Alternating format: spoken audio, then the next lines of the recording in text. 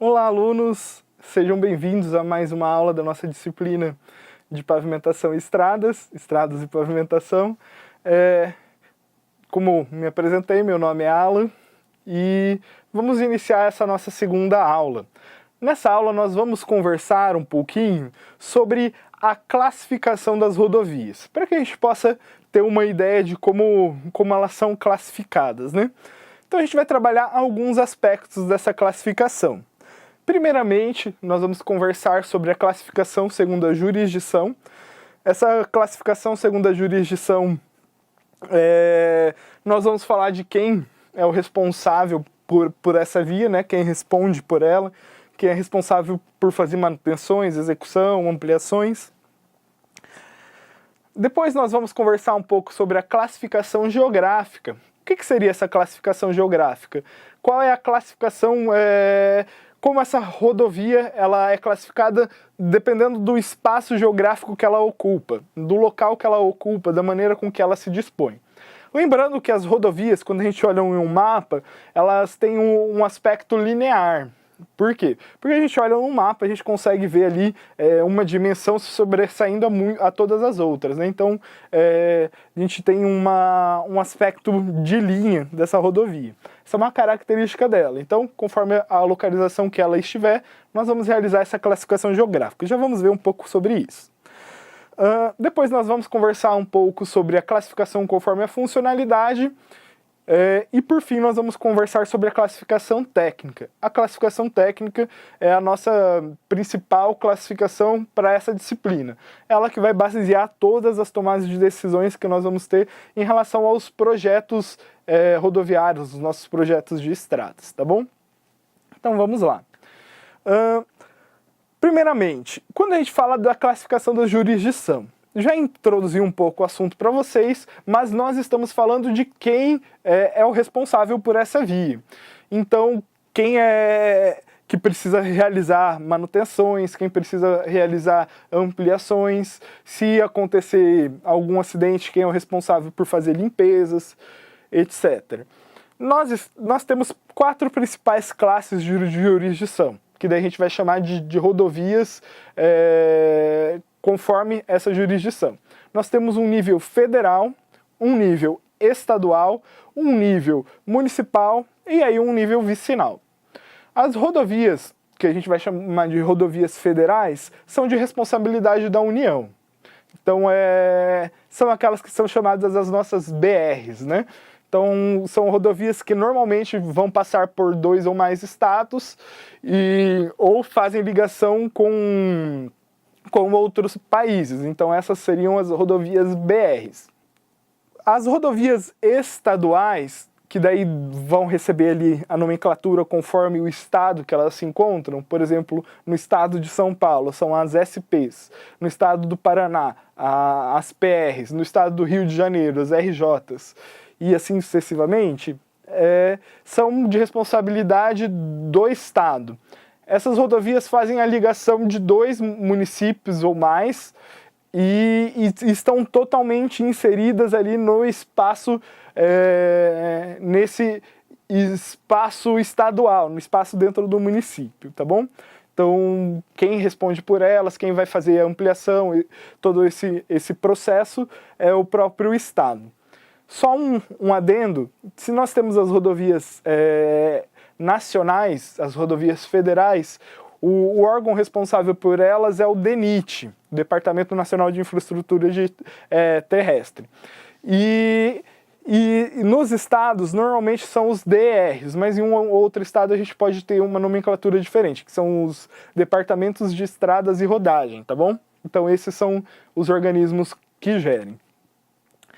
Daí então nós também temos as rodovias municipais, que são rodovias ali que estão dentro da área do município. Mesmo sendo rodovias rurais, elas estão somente compreendidas ali na área do município. Normalmente a gente tem os anéis viários ou outras rodovias, talvez ligando o município ali, a cidade a algum outro distrito, e a gente tem as nossas rodovias municipais.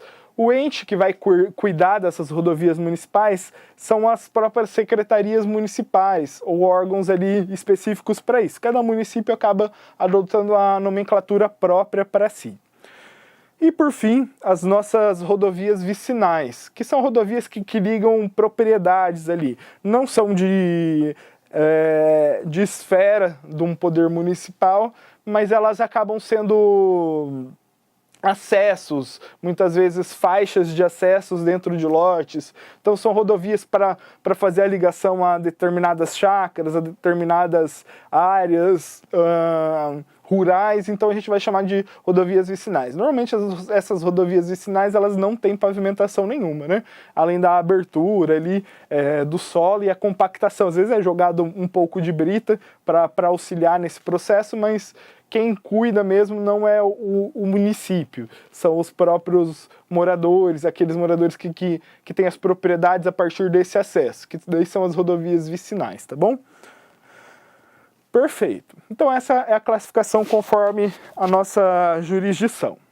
A próxima que vamos conversar seria a nossa classificação geográfica. O que seria a nossa classificação geográfica? Classificação geográfica é a classificação como ela está no território. Digamos que a gente tenha o mapa do Brasil, assim. Então a classificação geográfica é aonde essa rodovia está e como é a disposição dela nesse mapa. Então aqui eu vou apresentar para vocês somente a classificação geográfica das rodovias federais. Mas isso também se aplica para as rodovias estaduais, tá bom? Então tá. Primeiramente, a gente tem 5 classes, né, de rodovias. As rodovias radiais, as rodovias longitudinais, as rodovias transversais, as rodovias diagonais e as rodovias de ligação. Quando a gente fala dessas rodovias, a gente está falando das rodovias federais, a gente está falando das BRs, né? Então a gente tem a BR precedida de 3 números. Por exemplo, a BR-101. Esse primeiro número ali, BR-100, esse 1 do 100, é a classificação ali conforme a localização, tá bom? Conforme a disposição dela no território. Por exemplo, esse 1, ele diz respeito a que é uma rodovia longitudinal. E depois os outros 2 algarismos, o 01, diz respeito a onde essa disposição está no território. Vamos ver alguns exemplos aqui. Por exemplo, as rodovias radiais. As rodovias radiais, o primeiro algarismo dela é o 0. A característica dela, elas partem de Brasília para todo o território. Então tá. As rodovias radiais, elas então são marcadas por 0 e os 2 últimos algarismos, eles sempre vão ser múltiplos de 5. E eles vão variar de 0,5 até 95. Como que a gente sabe quais seriam esses números? Por exemplo, a gente pega o azimuth, né, o rumo para o norte, a gente gira em sentido horário, em sentido crescente. Então, conforme a gente vai indo, sempre partindo de Brasília, uma característica das rodovias geográficas é que o centro é Brasília, então sempre o centro vai ser Brasília. Então ali a partir de Brasília, por Brasília estar no centro do Brasil, estrategicamente localizada ali, a gente tem um giro que a gente vai crescendo de 0,5 a 95. Por exemplo, se saísse de Brasília e fosse diretamente para o sul, saindo ali de Brasília e indo para o sul, a gente teria a nossa BR-050.